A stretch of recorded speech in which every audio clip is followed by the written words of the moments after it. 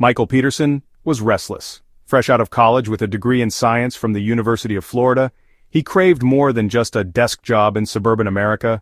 The Peace Corps offered him adventure, purpose, and a chance to escape the familiar. Filled with hope and idealism, Michael packed his bags and flew to Cameroon, a country he'd only known from maps and training manuals.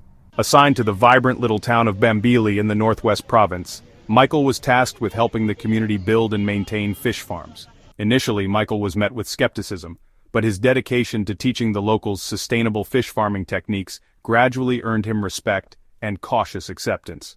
Over time, his professional life intertwined with his personal life. During a community celebration, he met Sylvie, a bright, confident young woman from a neighboring village. Sylvie's laugh was infectious, and her beauty and confidence captivated Michael. Soon, they got involved intimately, and Sylvie got pregnant. She was visiting an uncle in the bustling capital city of Yaoundé when she realized her condition. Nervous yet excited, she hurried back to Bambili to share the news with Michael. To her shock and devastation, she learned that Michael had returned to the US without leaving any word. Sylvie was heartbroken. Communication was nearly impossible in that era. There were no mobile phones or internet, and letters were unreliable. All she had was Michael's name, and the vast distance between Cameroon and America seemed insurmountable. Resigned to her fate, Sylvie prepared to raise her child alone, knowing her baby might never meet his father. In the winter of 1976, Sylvie gave birth to Brian and Quenty. His arrival brought both joy and whispers to the village. Brian's lighter skin, softer hair, and shiny brown eyes set him apart. From a young age, Brian felt the weight of his difference. Other children teased him, calling him Njenguru or Mukala, local pidgin terms for someone who looked white but wasn't fully accepted as such. Sylvie, ever patient and strong, taught Brian to embrace his identity. "You are the best of two worlds," she told him. "You carry the strength of this land and the curiosity of another." Still, Brian struggled to fit in. By the time he was 12, curiosity about his father became overwhelming. One evening, after his grandmother served him a meal of futo, he asked her directly, "Who is my father?" Sylvie, overhearing the question, froze. She sat down beside Brian, her eyes filled with sorrow.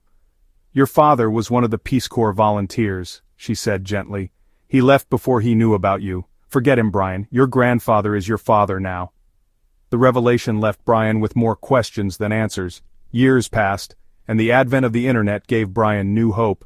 Now a successful man living in Yaoundé with a family of his own, he began his search. A U.S. visa allowed him to visit Washington, D.C., where he went to the Peace Corps office. There, his story was verified, but confidentiality rules meant they couldn't give him any information about Michael, but he had better access to the internet. So, with renewed determination, Brian continued the search. With help from his old buddy Melvio, also from Bamenda, he found Michael's contact information. Brian sent emails explaining who he was and why he was reaching out, but weeks turned into months with no response. Desperate, he emailed Michael's daughter. This time, he got a response, but not what he had hoped for. A lawyer called on behalf of the Michaels family, accusing Brian of being a scammer and demanding he stop contacting them. Crushed but resolute, Brian decided to take another route. He ordered a DNA test from Ancestry DNA, hoping to find a match with someone close to Michael. As he waited for the results, an unexpected email arrived. It was from a woman named Mary. Mary explained she had seen Brian's online post from 2 years back and believed Michael was her father too. Brian was stunned. Mary, who had come to the U.S. earlier on and was also from Bambili, shared her story of being rejected by Michael years earlier. She revealed that Michael had sent a lawyer to warn her off, just as he had done with Brian. The two decided to confirm their connection through DNA testing. When Brian's results came back, they showed close matches to two relatives of Michael.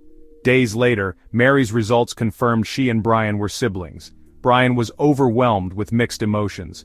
After decades of searching, he had not only confirmed his father's identity, but also discovered a sister who had endured similar pain. Together, Brian and Mary resolved to embrace their bond, even if Michael chose to deny them. Their father may have lived unaware of their existence, but now he must confront the weight of the truth. What would you do if you were Brian, Mary, or Michael? Let us know in the comments. Please like and subscribe.